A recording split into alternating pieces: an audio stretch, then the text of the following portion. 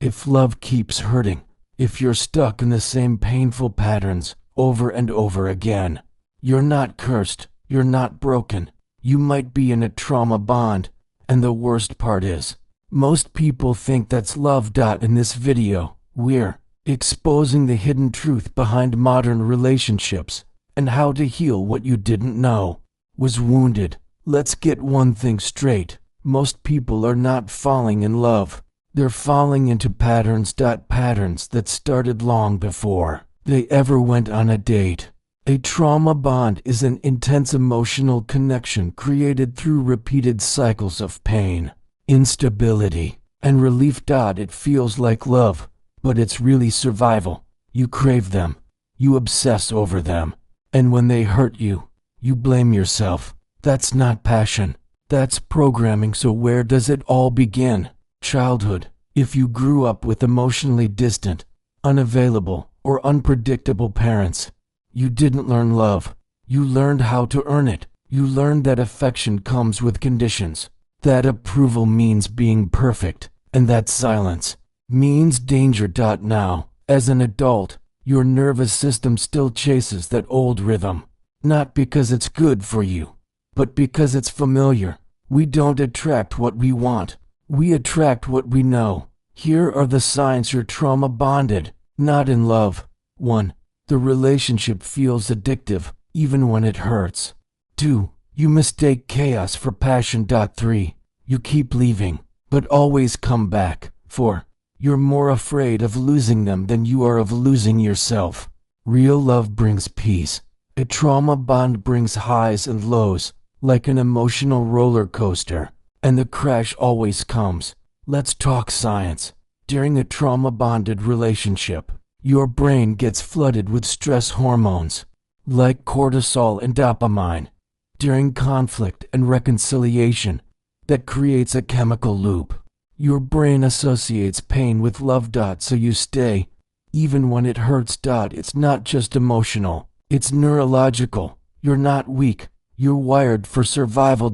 So, how do you break the cycle? Step 1. Awareness. Call it what it is. This isn't love.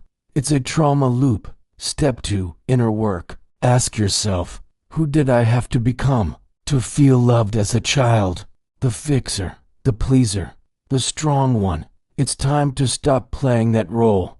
Step 3. Regulate your nervous system. Learn to feel safe in peace. Not in chaos. Step 4. Redefine love. Love isn't pain. Love isn't obsession. Love is not adrenaline. Love is calm, safe, present, honest. Tonight, ask yourself this. Am I in love with this person, or addicted to the pain? Am I chasing love, or repeating my childhood? What you call love might actually be a wound screaming for attention. If you're ready to stop surviving relationships and start healing them, subscribe to Dr. Love. This is where the healing begins. We don't give tips, we break cycles. So maybe you're sitting there right now, realizing that your relationship, past or present, wasn't built on love at all, but survival, familiar pain, the kind of chaos that felt like home because, somewhere deep inside, that's all you ever knew. Greater than you weren't drawn to them because they were healthy, you were drawn to them because they triggered your wounds, they mirrored your insecurities, they made you feel needed, but never truly seen. And for a while, that felt like love, because your nervous system confused intensity with intimacy. You fought for them. You forgave things you never should have tolerated. You begged for breadcrumbs of affection and called it loyalty. But what you were really doing was chasing validation from someone who reminded you of the very people who failed you first, greater than. And if no one's told you this before, let me say it now, that wasn't your fault. You didn't know better. You were loving from your wounds, not from your healing. And it's okay to grieve that, because the truth is most of us were never taught what real love is.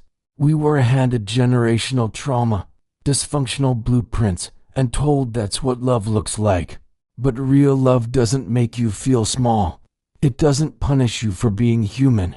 It doesn't trigger your abandonment issues and call it passion. Real love is peace. Real love is safe.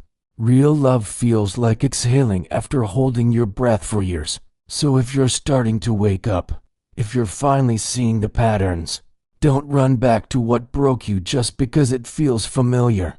You are allowed to outgrow people, even the ones you once begged to stay. You are allowed to rewrite your love story, one built not on trauma, but on truth, healing, and wholeness. If this spoke to you, you're not alone. This channel is for people like you, healing, growing, and unlearning toxic love. Subscribe to Dr. Love. Share this with someone who needs it. And remember, real love doesn't hurt. Your unhealed past does.